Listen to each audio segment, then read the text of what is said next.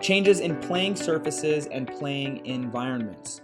So a lot of concussions occur on the playing surface from a player actually impacting their head onto the playing surface or with an implement on the playing surface, such as a goalpost, into the boards in a hockey game or lacrosse game, on the turf or field during other field-based sports.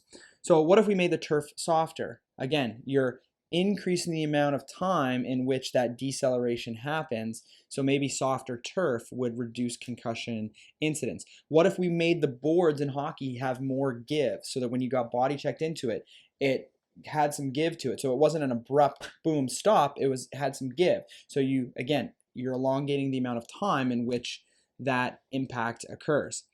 So it's all about reducing acceleration. So these are all conceivable ideas. However, there's very little research on any of it to say just because it's a good idea doesn't mean that it'll actually work in real life. A previous study done by Tuominen, sounds Finnish, in 2015 found that there was a 57% reduction in concussion risk when games were played in rinks that had flexible boards. Hockey games. So hockey games played in rinks that had flexible boards had a 57% reduction in concussion risk. Now again, this was non-significant because there wasn't enough data to show. But 57% is obviously clinically relevant, right? So again, more research needed on this. I haven't seen too much in terms of playing surface, but again, these are all theoretical, conceivable ideas that might help, but we need more research on it.